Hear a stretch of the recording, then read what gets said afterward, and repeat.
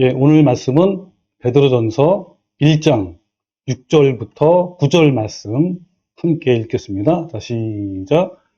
그러므로 너희가 이제 여러 가지 시험으로 말미암아 잠깐 근심하게 되지 않을 수 없으나 오히려 크게 기뻐하는도다. 너의 믿음의 확실함은 불로 연단하여도 없어질 금보다 더 귀하여 예수 그리스도께서 나타나실 때에 칭찬과 영광과 존귀를 얻게 할 것이니라. 예수를 너희가 보지 못하였으나 사랑하는도다. 이제도 보지 못하나 믿고 말할 수 없는 영광스러운 즐거움으로 기뻐하니 믿음의 결국 곧 영혼의 구원을 받음이라. 아멘. 네, 오늘 이 베드로전서 이 말씀 가지고 함께 말씀을 나눌 건데, 오늘 주제가 어느 것에 기뻐하며 춤을 추는가 라는 주제로 함께 알아볼 건데, 오늘 벌써 빗나간 내 신앙 세우기, 바로 세우기 7번째에 해당됩니다.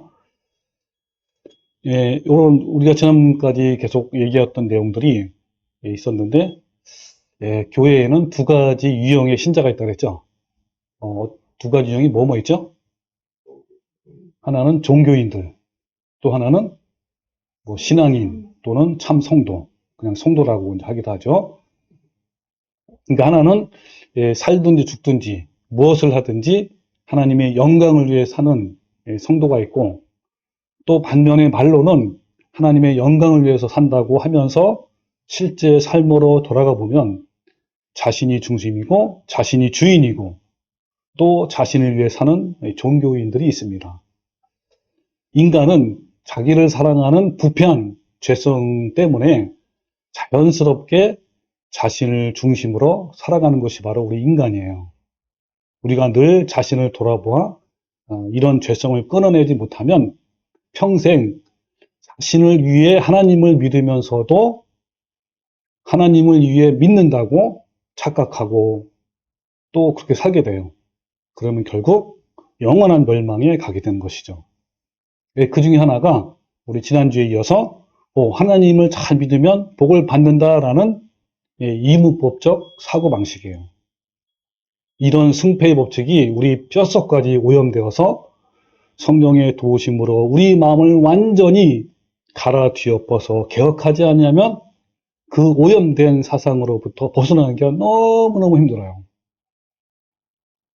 오늘 전하는 메시지가 이 세상적인 법칙이 하늘의 법칙으로 개혁이 되는 시간이 되기를 바라면서 오늘도 시작도 해보겠습니다. 그러면 이 종교인들이 예수를 잘 믿으면 이라는 뜻이 어떤 뜻일까요? 그들이 말하는 예수를, 하나님을 잘 믿으면 이라는 것이 어떤 것을 의미하죠? 그들은 이것을 어떻게 해석하냐면, 교회 열심히 나오면, 교회 주일 성수를 잘하고, 헌금을 잘 내고, 봉사와 전도를 하는 이런 종교 행위들을 잘하는 것이 예수를 잘 믿는 거예요. 그러니까 종교인들은 예수 잘 믿는 것도 또 그렇지만, 복을 받는 것도 성경과 빗나가 있고 왜곡되어 있어요. 즉 종교인들이 말하는 이 복을 받는다라는 의미는 또 뭘까요? 그것은 세상에서 성공하고 출세하고 만사 형통하고 몸이 건강하고 편안하고 안락한 삶을 말하는데, 이것은요 모든 타종교, 그러니까 이교도적인 그런 발상이 되는 거예요. 여러분, 이 세상의 모든 종교의 핵심적인 가르침은 바로 이것이죠. 신을 잘 믿으면 복을 받는다 라는 것인데, 이런 이교도적인 가르침을 그대로 하나님께 적용하고 있는 거예요. 또 십계명 세 번째에 해당되는 것이 뭐죠? 너는 내 하나님 여호와 이름을 망령되이 일컫지 말라 라고 말했는데, 이런 세상적인 사고방식은 이 창조주이신 하나님을 한낱 피조물로 된 우상과 같은 신으로 취급하는 것으로 여호와 이름을 망령되이 일컫는 것 같은 거예요. 그러니까 하나님은 기본적으로 불신자나 신자나 모두에게 맑은 날이 있으면 비 오는 날도 있는 것처럼 형통의 날과 불통의 날을 골고루 주셨다고 전도서 3장에는 말씀하고 있어요. 같이 한번 볼까요? 예, 전도 3장 1절인데 이 범사에 기한이 있고 천하 만사가 다 때가 있다. 맨 아래에 보면 범사가 히브리어로 콜인데 예외 없이 모든 사람에게 적용되는 상황이다라는 걸 말하는 거예요. 그러니까 모든 사람에게 또 천하 만사 같은 말이에요. 기한이 있고 다 때가 있다는 같은 말이에요. 범사에 기한이 있고 모든 사람한테 기한 때가 있고 또 모든 일에 다 때가 있단 말이에요.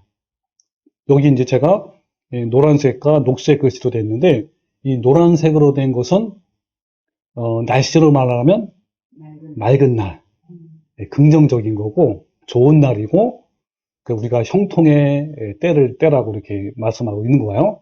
그 녹색은 반대로 흐리고 비 오고 막 그런 어두운 그런 것이고 그리고 좀 나쁜 거죠. 이거는 불통이라고 제가 이름 줬습니다. 그래서 여기 보면 날 때가 있고 죽을 때가 있고 심을 때가 있고 심은 것을 뽑을 때가 있고 죽일 때가 있고 치료할 때가 있고 또 할 때가 있고 세울 때가 있고 울 때가 있으면 웃을 때가 있고 슬퍼할 때가 있고 또 춤출 때가 있고 돌을 던져 버릴 때가 있고 돌을 거둬 들일 때가 있고 자 이렇게 쭉 나와 있습니다. 네, 이것은 잘 보세요.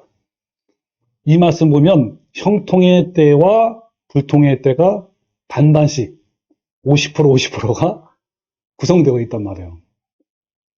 이것은 뭘 말하냐면 모든 인생이에요. 모든 인생은 인생의 반은 좋은 시간이고 반은 나쁜 시간임을 보여주는 거예요. 또한 각 절마다 형통과 불통의 때가 서로 짝을 이루는 거예요. 아까 했듯이 형통은 우리가 편안한 시기를 말하는 거고 불통은 고난의 시기, 고통의 시간을 말하는 건데 짝을 이룬단 말이에요. 자, 이것은 뭘 말하냐면 인생에 있어서 형통의 때가 지나면 반드시 불통의 때가 온다는 것. 고난의 시기가 오는 것이고 또 반대로 불통의 때가 지나면 반드시 형통의 때가 옴을 보여주는 거예요. 그러니까 모든 세상 만사가 사이클이 있는 것처럼 인생도 그렇다라는 거예요. 사이클이 뭔지 아시죠? 정치나 경제나 모든 삶에서 다 위로 올라가는 거 있으면 내려가고 다시 또 올라가고 네, 이런 형태입니다. 부동산도 마찬가지예요. 주식도 마찬가지고 네. 인생에 있어서 형통의 때가 먼저 올지 아니면 불통의 때가 먼저 올지는 알 수 없어요. 확실한 것은 형통의 때가 지나면 반드시 불통의 때가 오고 불통의 때가 지나면 반드시 형통의 때가 온다는 사실인 거예요. 이런 모든 시간과 기회는 믿는 자이든 불신자이든 어느 시대의 사람이든 무관한 국가에 살든지 가난한 국가에 살든지 누구에게나 해당되는 거예요. 하나님은 신자나 불신자 모두에게 햇빛과 공기를 주는 것처럼 인간에게 자유의지를 주셔서 무엇을 어떻게 선택하느냐에 따라서 그 결과를 얻을 수 있는 거예요. 모든 인간에게 주시는 환경은 형통과 불통이 서로 맞물리면서 진행하는 거예요. 그러므로 우리는 외부 환경에 끌려다니는 삶을 살지 말고 형통의 때와 불통의 때를 정직하고 지혜롭고 정의롭고 공의롭게 대처해 나가야 하는 거예요. 그러니까 누구에게나 밝음이 있는가 하면 어둠이 있어요. 또 희망이 있는가 하면 절망도 있고요. 기쁨이 있는가 하면 슬픔도 있고 또는 사랑하다가도 미움이 생기기도 하고 또는 부자가 풍요로울 때가 있고 궁핍할 때가 있고요. 건강할 때가 있으면 질병에 걸릴 때가 있고 평화가 있으면 전쟁이 있고 또 편안한 날이 있으면 환난 날이 이렇게 어울려져 있다라는 거야. 이 불통의 때는 이 고난의 시기는요. 힘들고 외롭고 고통스럽고 가난하고 병들고 외면당하고 멸시당하고 자신 외에는 의지할 사람이 없고 억울하게 누명을 쓰고 큰 손해를 당하기도 하고 또 삶의 가능성은 사라져서 미래는 막막하고 또 사랑하는 사람은 자신의 곁을 떠나고 하늘이 무너질 듯한 참담함 속에 갇힐 때인 거예요. 이때 우리는 어떻게 할까요? 근데 여러분, 이런 시기와 때와 기회는요, 우리에게 하나님이 다 허락하신 것들이에요. 이때 우리는 인생을 한탄하면서 원망으로 살아가야 할까요? 이때 우리는 예수님의 십자가에 바짝 엎드려서 두렵고 떨리는 마음으로 자신의 마음에 고착되어 있는 그 수많은 내면의 부패한 것들을 끊임없이 십자가에 못 박고 죽이는 그런 시기가 되는 거예요. 겸허한 마음으로 아픔을 견디면서 하나님 보시기에 합당한 모습으로 자신의 속사람을 변화시키는 기회로 삼아야 한다는 거예요. 이 불통의 때, 이 고난의 시기에는 죄로 인해 발생한 수고와 슬픔과 고난을 예수님과 함께 십자가 못 박힐 때 비로소 외부 환경이 아니라 우리 아까 찬송 불렀던 이 내적인 형통의 때를 만나서 하나님이 주신 평강과 기쁨의 삶을 시작할 수가 있는 거예요. 인간은 불통과 고난을 통해서 감사를 배울 수 있기 때문에 불통과 고난은 형통의 선생이다라는 말이 있어요. 그러니까 죽음이 있기에 살아있는 것이 소중한 것이고 또 전쟁이 있기에 평화의 시간이 소중한 거고요. 또 질병의 고통이 있기에 이 건강이 얼마나 소중한 것인지 우리가 알 수 있잖아요. 또 배고픔의 시간이 있기에 반찬 없는 한 끼의 밥이라도 정말 소중한 것인 걸 느끼고 또 사랑하는 사람을 떠나는 아픔이 있기에 지금 내 곁에 있는 사람이 얼마나 소중한지 알 수 있는 거예요. 또 질병의 고통을 통해서 자신의 연약함을 배우게 되고 고독을 통해서 주님과의 관계를 더 깊이 알아가게 되고 또 계획한 대로 진행이 안 되는 것을 통해서 자신의 교만함을 깨닫게 되고 깨트리는 시간이 되는 거예요. 이와 같이 이 불통의 때는 인생의 깊이를 배우는 때이고 형통의 때는 자신이 가지고 있는 것들을 나눠주는 때인 거예요. 그러니까 이 불통의 때를 통해서 신의 성품으로 만들어지고 형통의 때는 만들어진 그 성품으로 사는 때인 겁니다. 혹시 여러분 개인적으로 지금 어느 때인가요? 각자 불통의 때입니까? 아니면 형통의 때입니까? 이 불통의 때를 통해서 낮아짐을 배우게 되고 형통의 때는 섬김의 삶을 사는 때인 거예요. 또 불통의 때를 통해서 옛자의 죽음이 이뤄지는 것이고 형통의 때는 새 사람으로 사는 때인 겁니다. 인간은 자신의 삶 속에서 형통의 때가 먼저 올지 아니면 불통의 때가 먼저 올지 알 수는 없지만 분명한 것은 형통의 때가 지나면 반드시 공통의 때가 오고 불통의 때가 오고 또 고난의 때가 지나면 반드시 형통의 때가 온다는 사실을 알아야 하는 거예요. 이것이 바로 하나님이 모든 인간에게 주어진 하나의 일반적인 사이클이고요. 그런데 사람들은 어떻죠? 본능적으로 자신에게 형통의 시간만 있기를 바라기 때문에 성공을 위해 열심히 노력하고 온갖 수단을 다 사용해서 막 부자가 되려기도 하고 또한 열심히 종교 생활을 해서 복을 받기를 원하는 거예요. 이런 부패한 세상의 법칙이 그대로 기독교에 들어와 진리로 둔갑된 거예요. 그래서 결국 하나님을 잘 믿으면 복을 받아서 편안하고 안락한 삶을 산다라는 법칙이 생긴 거예요. 여러분 정말 그럴까요? 하나님은 예수를 잘 믿으면 즉 종교행위를 열심히 하면 복을 주신다라는 말씀하시는 분이 전혀 아닌 거예요. 이 부분에 대해서는 지난주 메시지에서 우리 확인해 봤는데 그것처럼 예수님을 잘 믿으면 복을 받는다라는 종교인들의 신념이 성경과 얼마나 빗나간 것임을 알 수 있습니다. 이런 잘못된 이교도적인 신앙이 그대로 기독교에 들어와서 우리의 신앙과 진리에서 벗어나게 빗나가게 한 것이죠. 이런 빗나간 신념으로 오늘도 수많은 종교인들은 교회 열심히 나가고 또 담임 목사님께 순종을 또 열심히 해요. 그러니까 나는 이렇게 삶이 되니까 자신에게 복의 복을 더 달라고 아우성치고 있는 거예요. 이렇게 지극정성으로 섬겼는데 복은커녕 어떤 불행한 일이 닥치면 실망하고 좌절하고 원망하는 거예요. 그 중에 어떤 종교인들은 아직도 그렇게 지극정성으로 섬겼는데 아직도 부족한가 보다 해가지고 더 열심히 종교 생활을 하는 거예요.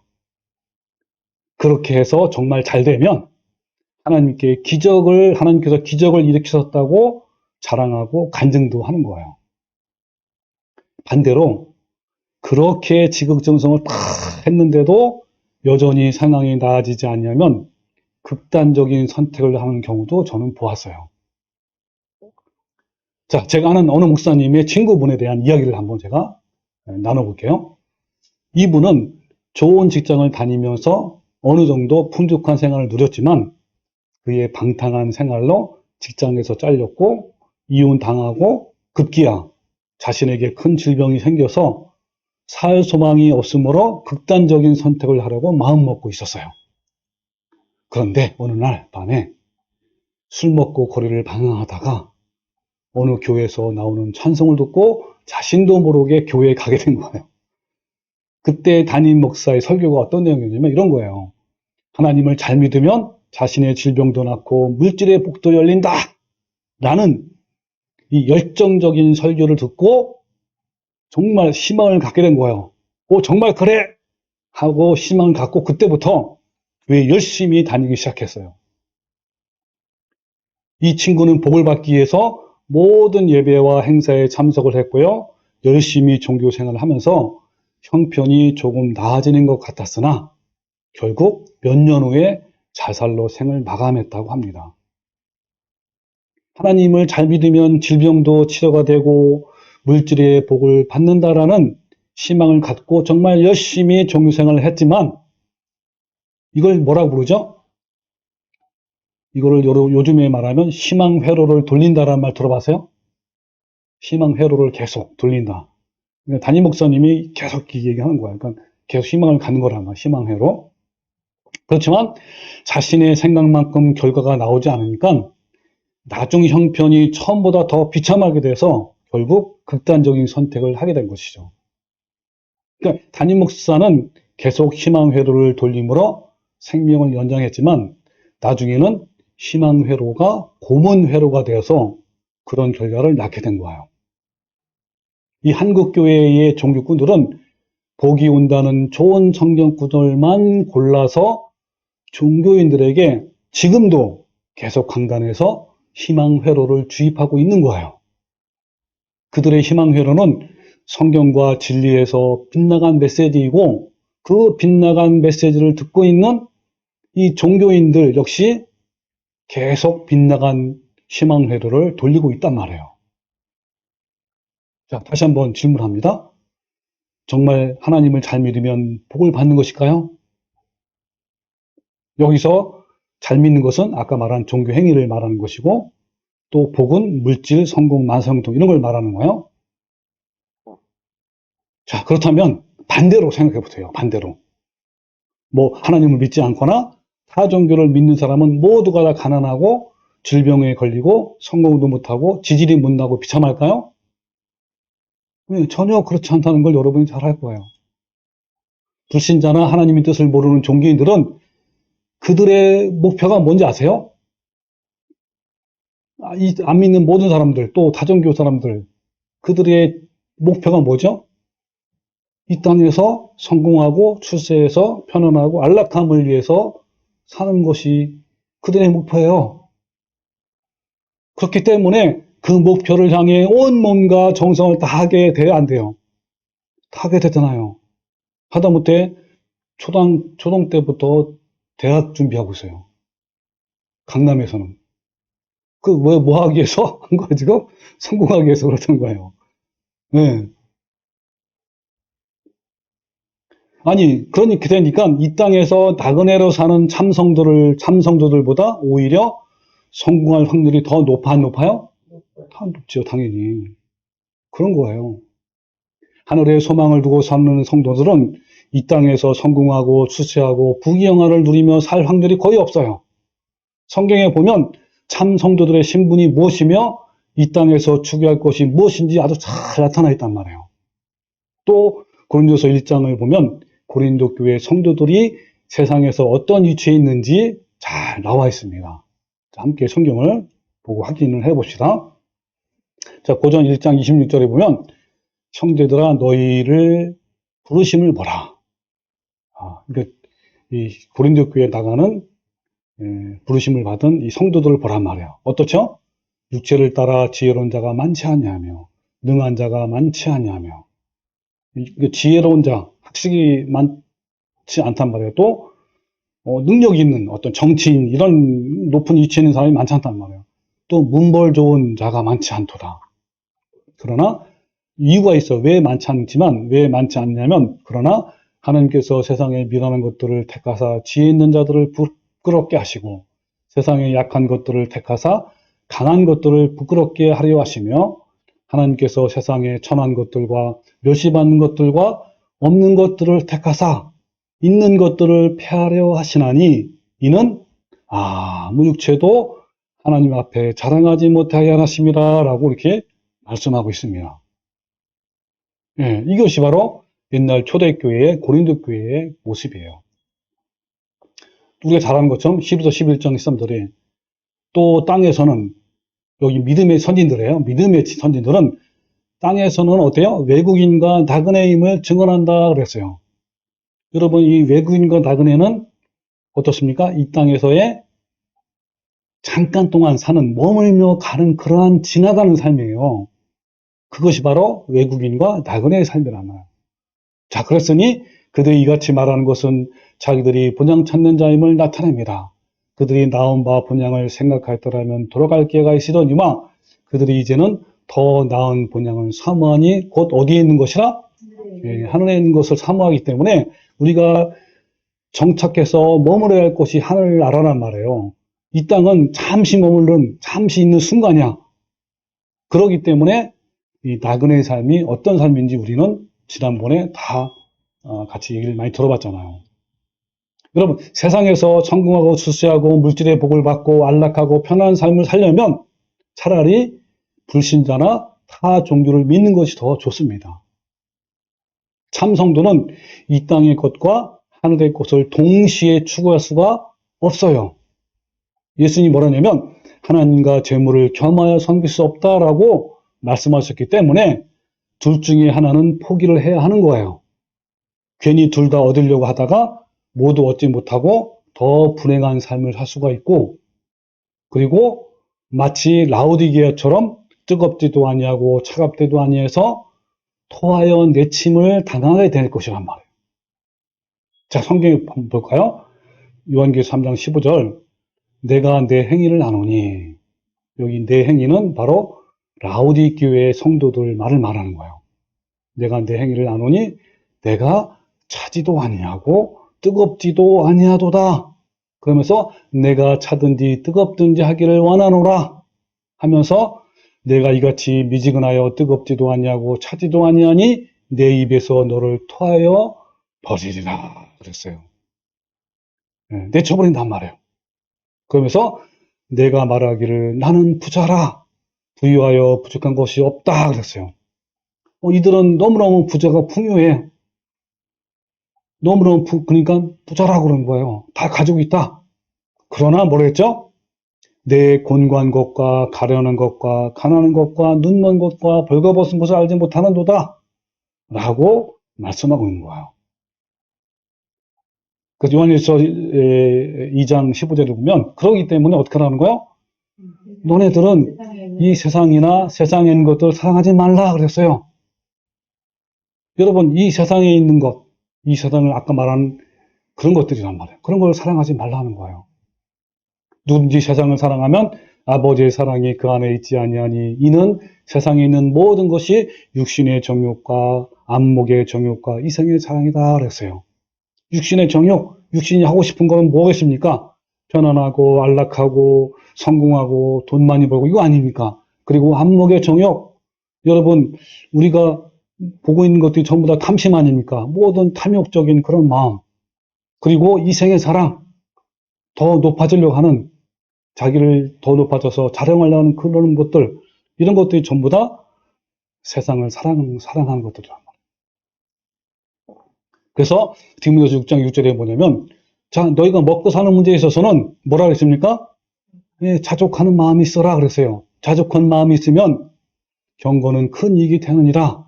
우리가 세상에 아무것도 가지고 온 것이 없음에 또한 아무것도 가지고 가지 못한다 그랬어요.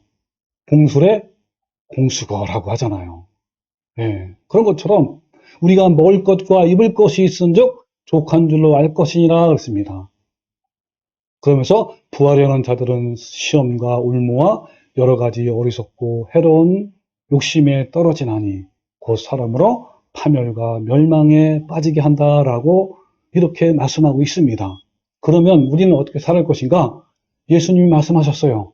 마태복음 6장 31절에 그러므로 염려하여 이르기를 무엇을 먹을까? 무엇을 마실까? 무엇을 입을까? 하지 말라.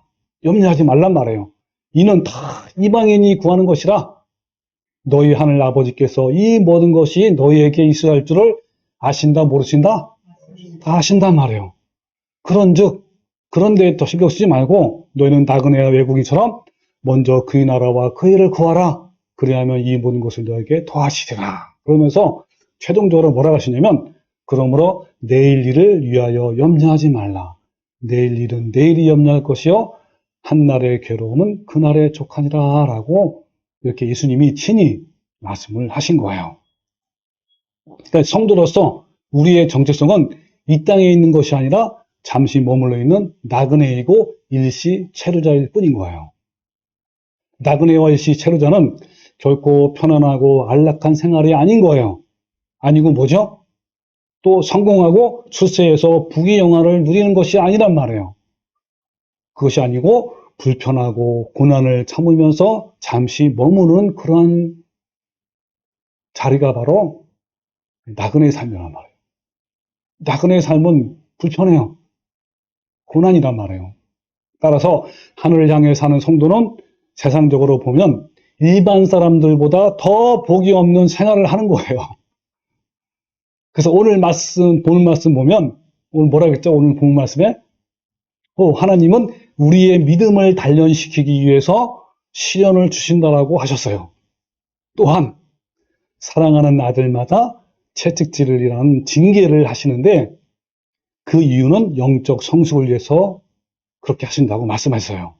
자, 또 성경을 볼까요? 자, 오늘 본 말씀 베드로 1장 6절이에요. 여기 뭐라냐면 그러므로 너희가 이제 여러 가지 시련이 고난이란 말이에요. 시련으로 말미암아 잠깐 근심하게 되지 않을 수 없으나 그러니까 있단 말이에요. 뭐가 있다고? 시험과 시련과 고난이 있단 말이에요. 그런데 오히려 크게 기뻐한대. 왜 기뻐하냐면 여러분 금도 뭘로 단련하죠? 불로 막 단련해서 불순물을 제거하잖아요. 그 순금이에요, 순금. 그것보다 우리는 뭘로 단련합니까? 우리 믿음은? 네, 바로 고난과 시련과 시험으로 단련한단 말이에요.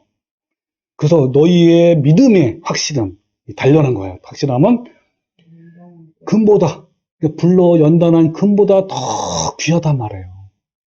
그래서 어떻다는 거예요? 예수 그리스도께서 나타나실 때에 칭찬과 영광과 존귀를 얻게 할 것이니라 그랬어요. 그러니까 여기 뭡니까? 결국은 모든 복은 이익의 복이에요. 근데 언제 주신다고요? 그거 하나 준단 말이에요. 현재도 사실은 누리고 있어야 돼요. 이 부분을. 그렇지만 궁극적으로는 언제랍니까? 하나님 나라에서. 그러면서 뭐라냐면 예수를 너희가 보지 못하였으나 사랑하는도다. 이제도 보지 못하나 믿고 말할 수 없는 영광스러운 즐거움으로 기뻐한다. 왜 그렇죠? 그렇죠. 믿음의 결국, 그러니까 믿음의 이 마침내. 믿음이라는 것은요, 우리가 고백하는 믿음뿐만 아니라 믿음에서부터 믿음에까지, 이르기까지, 죽을 때까지야, 죽을 때까지. 결국, 그거의 결국은 영혼의 구원이란 말이에요. 결국은 뭡니까? 하나님 나라에 들어가는 거예요. 자, 이런 시련을 우리에게 주셔요. 우리를 더 단련시키기 위해서, 믿음을 단단하게 하기 위해서, 순금으로 만들기 위해서, 그것뿐이겠습니까? 우리가 범죄하면, 잘못된 길을 가면 뭐 한다고요? 채찍질. 여기 보세요. 베드로서 하나 볼게요. 12장 6절에 보면 주께서 그 사랑하시는 자를 징계하시고 그가 받아들이시는 아들마다 채찍질 한대요. 그러니까 우리를 채찍하는 이유가 뭐예요? 사랑하기 때문에. 그런 거예요. 너희가 참음은 징계를 받기 위함이라 하나님이 아들과 같이 너희를 대우하시나니 어찌 아버지가 징계하지 않는 아들이 있으리요. 징계는 다 받는 것이거늘 너희에게 없으면 사생자여 친아들이 아니니라. 그러니까 여러분 우리가 친아들이기 때문에 하나님이 뭐 하신다는 거예요? 채찍질을 하신다는 거예요. 여러분 우리 아버지도 마찬가지죠. 자기 자녀한테는 채찍을 하셔? 하시는데 남의 아들은 채찍해야 안 해? 안 한단 말이에요. 왜? 사랑하기 때문에 그런 거예요. 잘 되라고. 마찬가지 하나님도. 그러면서 오직 하나님은 우리의 유익을 위하여 그의 거룩하심에 참여하게 하시느니라. 그러면서 여러분 징계를 받으면요. 정말 괴롭고요. 슬프고 너무 고통스러워요. 제가 경험했기 때문에. 여러분 이 다윗 왕도요. 그가 죄를 지었을 때 하나님이요. 용서는 했지만 어마어마한 징계를 때렸어요. 2번씩이나. 그리고 사울 왕도 하나님께 징계를 했지만 그 징계를 받아들이지 않고 잘못된 길로 계속 갔어요. 하나님께 버림받은 왕이에요. 그 욥도요 얼마나 정말 잘 섬겼습니다. 하나님을. 그럼에도 불구하고 하나님께서 욥을 징계를 하신 거예요. 고난을 주신 거예요. 자, 그래서 이런 그 징계나 고난에 대해서는 징계에 대해서는 제가 다음 시간에 다음에 언젠가 시간 되면 기회 이 부분을 할 거예요. 하나님의 징계가 얼마나 무섭고요. 진짜 무서운 그 손에 들린 것인지 또 깨닫게 되고 그리고 또 얼마나 우리를 사랑해서 주시는 것인지 이 징계가 그런 부분을 다음 시간에 할 건데 문제는 뭐냐면요. 하나님께서 고난과 시련과 징계를 다 우리한테 주셔요.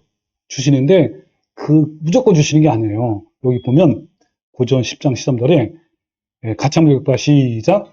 사람이 감당할 시험 밖에는 너희가 당할 것이 없으니 오직 하나님은 미쁘사 너희가 감당하지 못할 시험 당할 허락하지 아니하시고 시험 당할 즈음에 또한 피할 길을 내사 너희로 능히 감당하게 하시니. 그러니까 우리가 감당할 시험을 주시잖아요. 정말 막막한 완전히 동굴은 어쩌요? 들어가면 들어갈수록 정말 암담하잖아요. 근데 터널은 어떻죠?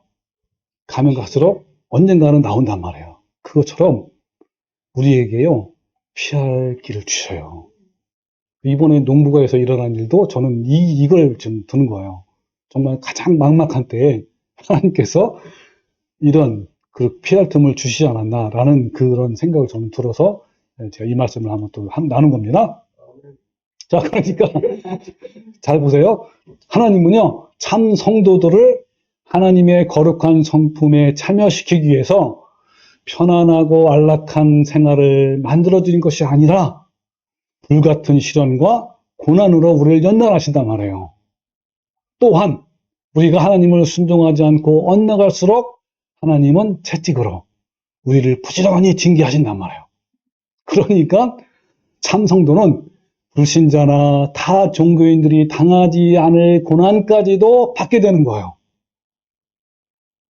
그러고 보면 물질의 복을 받고 성공과 출세하고 편안함과 안락함을 살기 위해서 교회에 열심히 나오는 사람이 얼마나 어리석고 불쌍한지요. 아닙니까?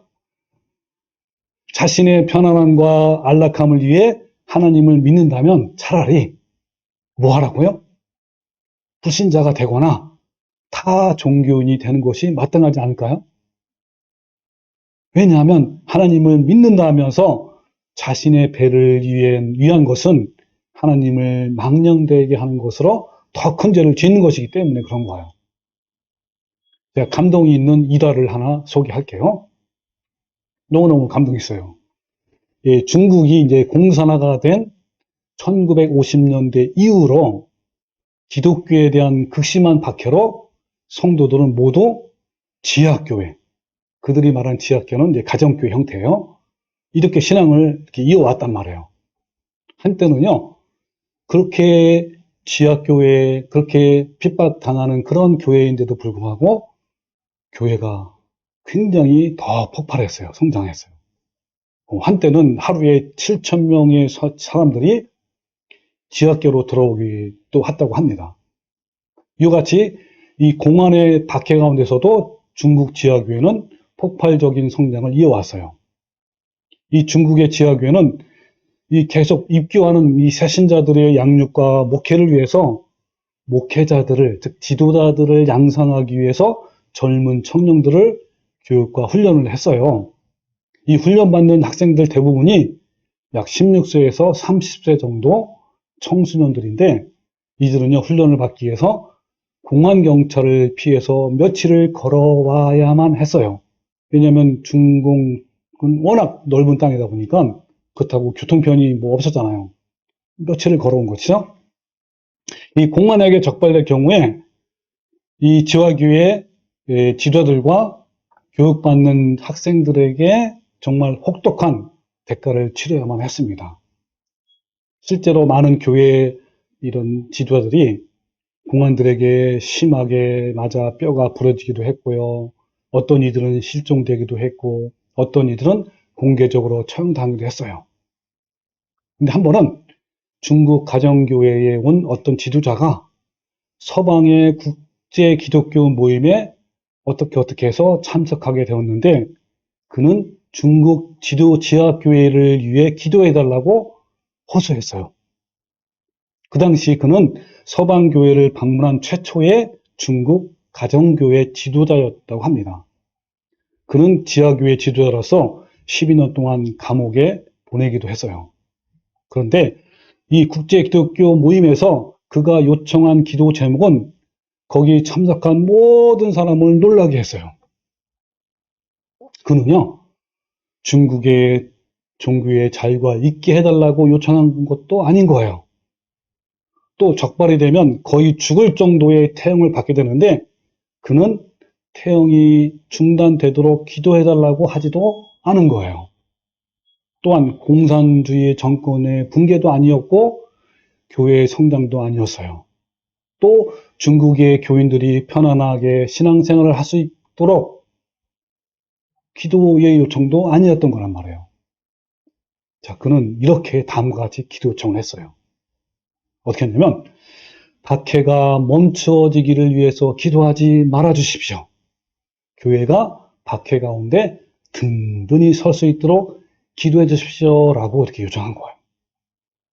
너무 놀란 거예요.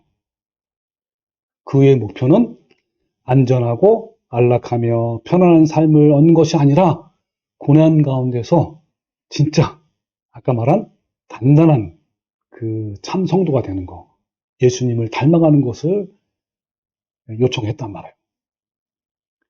이 중국 교회 지도자의 이 기도는요, 우리에게 정말 많은 것을 깨우쳐 주는 거예요. 이 지도자는 분명히 하나님의 뜻을 바르게 알고 있었습니다.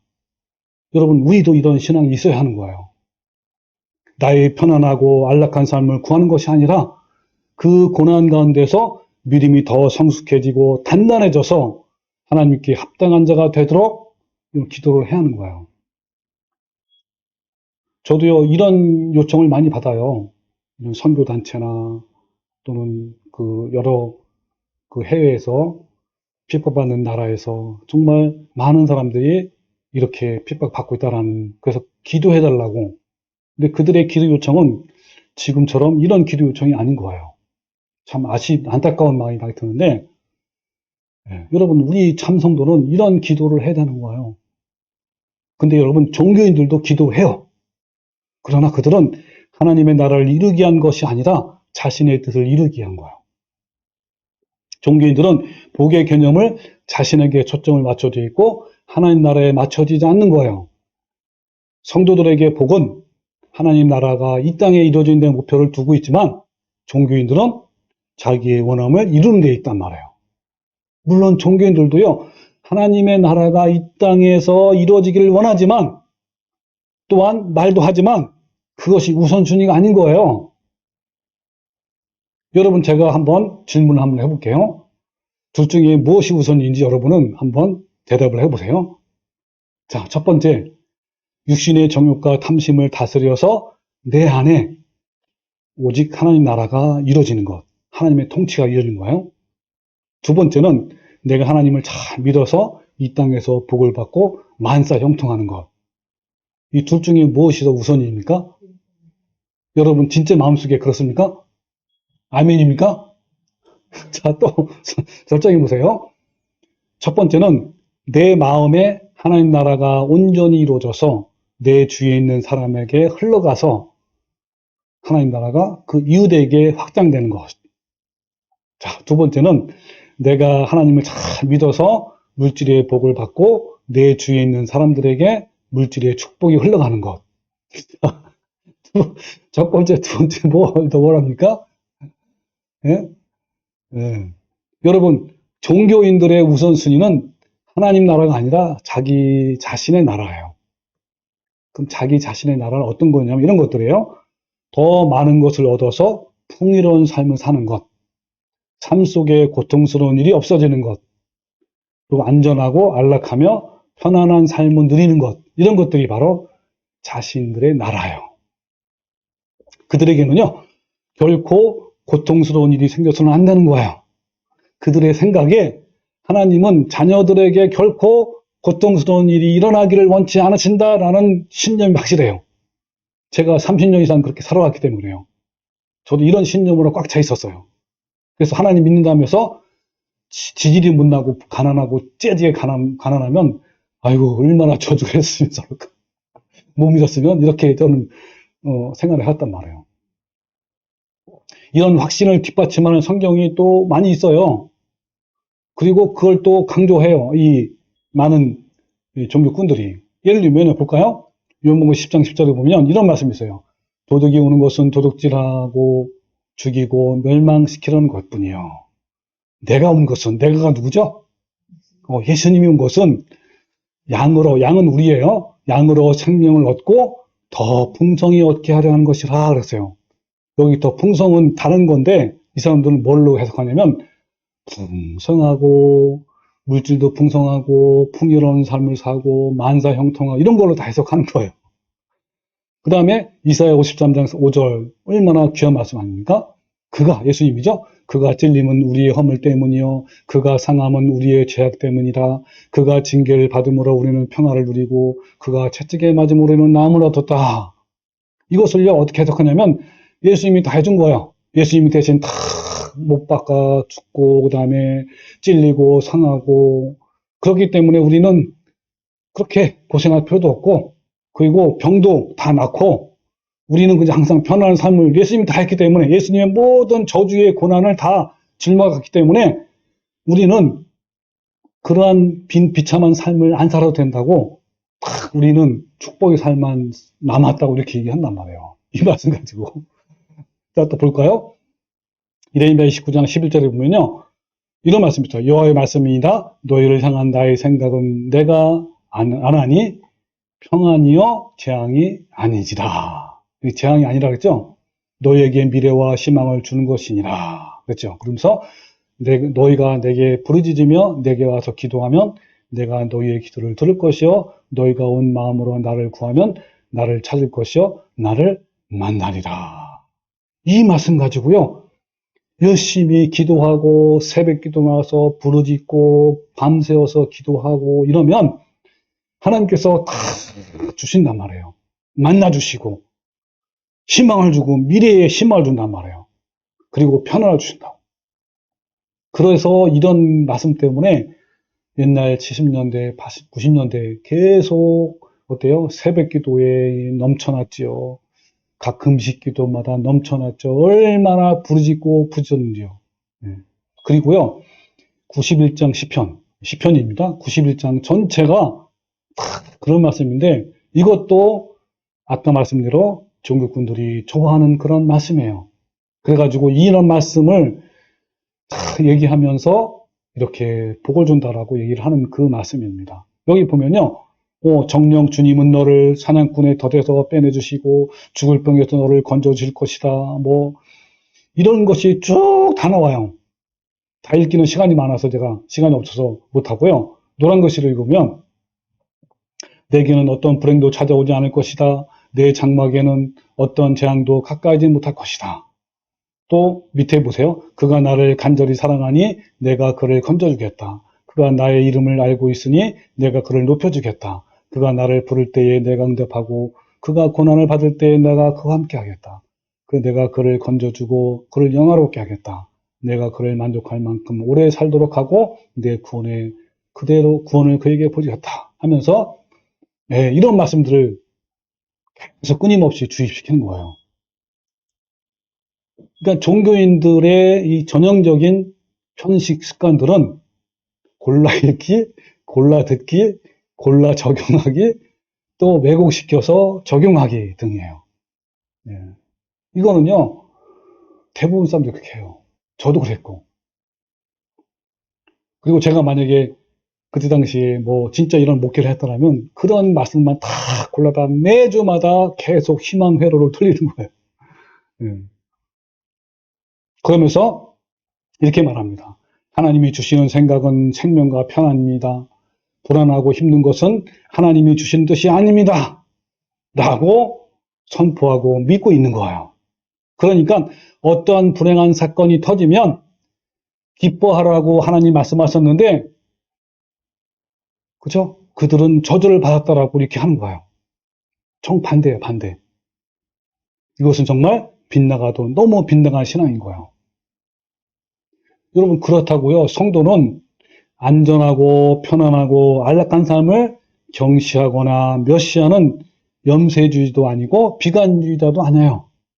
단지 뭐요? 성도들은 뭘 더 중요시한단 말이에요? 이런 것들보다 하나님 나라가 더 중요하게 생각하는 거예요. 그러니까 하나님의 나라가 내 속에서 이루어지고 그것이 내 주변에 흘러가서 그들에게도 하나님 나라가 이루어지는 것을 더 중요하고 우선순위에 둔단 말이에요. 아까 제가 두 가지 선택하라고 했잖아요. 둘 다 여러분 다 원하잖아요. 그렇지만 뭐가 더 우선입니까? 그런 삶이 더 우선이란 말이에요. 그리고 하나님 나라가 이루어지는 데 방해된다면 안전하고 안락한 삶을 거부하고 포기하는 사람이 바로 성도예요. 성도는요, 하나님 나라를 위해서 안전하고 안락한 삶을 배설물로 여기는 거예요. 히브리서 11장 말씀에서 하나님은 사랑하시는 자녀를 위해서 기꺼이 채찍을 가하시고 징계와 고난을 주신다고 하셨어요. 징계는 종교인들을 놀라게 하고 당황하게 만들지만 성도들은 오히려 그 징계를 감사하고 기뻐하는 거예요. 징계를 통해 성도는 하나님 나라가 자신 속에 이루어짐을 기뻐하며 춤을 춘단 말이에요. 저도 지난 날을 돌이켜보면 내 인생에서 징계의 고난으로 정말 힘들어할 때도 있었어요. 그러나 그 징계로 하나님의 거룩함을 닮아가고 의와 평강의 열매를 맺었는데 그것이 저에게 얼마나 감사한지요. 여러분도 지난날의 고통의 때를 한번 돌이켜 보십시오. 비록 당시에 슬픔이 있었지만 그로 인해서 영적으로 얼마나 성숙했는지 여러분도 한번 돌아보시기 바랍니다. 제가 지난번에 한번 소개했던 조나단 리빙스턴의 우리를 귀찮게 하소서라는 시를 다시 한번 떠올려 봅시다. 자, 우리를 귀찮게 하소서 주님. 그게 뭐냐면 우리를 불편하게 또는 고난이 있게 해달라는 거예요. 어떤 때 그러냐면 우리가 너무 자신에 만족했을 때, 또 우리가 너무 작은 꿈을 꾸었기 때문에 우리의 꿈이 너무 쉽게 이루어졌을 때, 그럴 때 기뻐하잖아요, 많이. 또 우리가 해변을 끼고 먼 곳까지 가야 되는데 가깝게 항해해가지고 목적지에 도달했을 때, 그때 우리를 불편하게 해달라는 거야. 고난이 있게 해달라는 거야. 또 우리를 귀찮게 하소서 주님 하면서 우리가 너무 많은 것을 소유하여 생명수에 대한 갈증을 상실해 버렸다면, 이럴 때 해달라는 거야, 귀찮게. 또 우리가 이 세상을 너무 사랑하여 영생을 꿈꾼 것을 잊어버렸다면, 그러니까 여러분 어때요? 우리가 너무 많은 것을 소유하면요, 그 주님에 대한 갈망이 없어져요. 그럼 이해되십니까? 그거에 대해서? 진짜 그래요. 그리고 또 이 세상을 또 사랑하게 되면요, 영생의 꿈을 잊어버려요. 또 새 땅을 건설하기 위해서 우리가 노력하느라 천국에 대한 소망을 얻었다면 그때 이제 귀찮게 해달라는 것이죠. 우리를 귀찮게 하소서 주님, 더욱 용감하게 모험하도록 너무 해변에 가까이 있지 말고 바다 먼 곳으로 가게 하소서. 이 바다 먼 곳은 풍랑이 있는 곳이 아니고 죽음이 있는 곳이고 위험이 있는 곳이 아닙니까? 그리고 우리를 밀어내소서. 더 이상 땅이 보이지 않을 때 별을 볼 수 있도록, 그리고 소망의 지평을 보게 해달라고 간구할 수 있도록 우리를 밀어내소서. 자, 이 그림을 보면 여러분 어떤 의미가 있는지 한번 생각해 보십시오. 여러분 이 그림이 그 교회에 보면 인테리어 할 때 창문가에 많이 붙여놨던 그런 그림이에요. 여러분 이 그림을 보면 이 사람은 예수님이에요, 그죠? 그리고 양은 우리를 말하는 거예요. 어깨에 딱 메고 오는데, 여러분 이 그림을 보면 어떤 상상이 되는지 한번 각자 한번 상상을 좀 해보시기 바랍니다. 그래서 아마 예수님께서 어깨 위에 어린 양을 메고 계신 이 그림 속에서 우리는 잃어버린 양을 찾으시는 예수님을 연상을 하죠. 즉 뭐냐면 길을 잃고 헤매다가 다리가 부러진 양을 찾아내어서 어깨에 메고 돌아오시는 예수님을 생각하게 되는 거예요. 이런 예수님의 모습은 사랑과 자비를 우리는 하나님께 느끼게 하는 그러한 장면입니다. 근데 그러나 이 그림의 화가인 이 윌리엄 브레남에게 물어보면 그 의미는 정반대인 거예요. 자, 이 그림의 이야기는 다음과 같습니다. 한 목자가 양을 어깨에 메고 길을 걷고 있었어요. 그런데 그 모습을 본 나그네가 물어본 거예요. 아니, 자네는 왜 양을 어깨에 메고 오는가? 그러니까 이때 이 목자의 대답은 뭐였냐면, 이 녀석의 다리가 부러졌다네. 이렇게 얘기한 거예요. 다시 지나가는 나그네가 또 물어본 거야. 아니, 어쩌다가 다리가 부러졌나? 절벽에서 떨어졌나? 이렇게 물어보니까 이 목자는 안타까운 표정을 지으면서, 아니, 내가 부러졌다네. 라고 한 거예요. 그러니까 이 나그네가 놀란 표정을 하면서, 아니, 자네가 부러뜨렸다니 어떻게 그럴 수 있나? 그런 거예요. 이때 목자는 그 이유를 다음과 설명을 해줍니다. 뭐라냐면, 나는 이 녀석을 사랑한다네. 그런데 이 녀석이 계속 위험한 곳으로 돌아다니기만 하고 도무지 내 말을 듣지 않는다네. 그래서 녀석의 다리를 부러뜨려 꼼짝없게 한 것이지. 이제부터 이 녀석은 내 근처에서 나를 의지하는 법과 나를 바라보는 법, 그리고 내 곁에 머무는 법을 배울 걸세. 라고 이렇게 말을 한 거예요. 여러분, 종교인들은 안락하고 편안하고 형통한 삶을 구하고 기뻐해요. 그러나 참 성도는 내 속에 하나님 나라가 임하고 내 안에 성품의 열매가 맺어갈 때 감사하고 기뻐하는 거예요. 하나님은 세상에서 방황하며 제멋대로 살고 위험한 곳으로 넘나드는 우리의 달을 어떻게 하신다고요? 부러뜨리셔요. 주님께서 우리의 다리를 부러뜨림으로 인해서 세상에서의 편안함과 안락함을 빼앗겨버린 시간들을 여러분 모두 있을 거예요. 자, 그런 것들을 한번 기억해 보시죠. 어떤 것들이 있는지. 상실의 아픔으로 밤잠을 설친 시간들, 그리고 눈물로 침상을 적시던 그 시간들, 삶의 모든 가능성은 사라지고 걷는 것조차 힘겨운 경험들, 왜 나만 이렇게 사는가? 라는 외로운 시간들, 이런 참담한 시간, 그 무너진 시간들이 있어요, 없어요? 있어요. 그러나 그 어둠의 터널 끝자락에서 우리는 외부의 환경에 문제가 해결된 것은 아니지만 나를 위한 하나님의 깊은 사랑을 알게 되는 계기가 되는 거예요. 하나님의 사랑의 빛이 내 어둠의 영을 밝히던 그 순간 비로소 우리는 그 징계와 고난을 이해하게 되고 그 하나님의 깊은 사랑에 눈물을 흘리고 또 기뻐하게 되는 거예요. 여러분, 잠시 편안하고 유익한 것에 의지하지 마십시오. 영원한 유익을 위해 하늘 아버지는 자신의 자녀를 징계하십니다. 시련과 징계를 통해 내 속의 옛사람을 죽어가고 새 사람으로 태어난 그 기쁨을 성도들은 최고의 기쁨이라고 여기는 거예요. 그래서 오늘도 성도들은 종교인들이 느끼지 못하는 기쁨으로 춤을 추는 거예요. 인생의 어두운 시간을 지날 때 참 성도와 종교인들은 너무너무 서로 다르게 반응을 하는 거예요. 고난의 시간에 춤을 추는 사람들을 가리켜서 우리는 뭐라고 부른다고요? 성도라라고 부르는 거예요. 그렇다면 여러분 정말 성도입니까? 우리 모두 우리에게 거룩함과 의와 평강의 열매를 맺도록 근실하게 징계하시는 하나님을 기뻐하며 찬양하고 춤을 성도가 되시기를 주님의 이름으로 축원합니다. 아멘.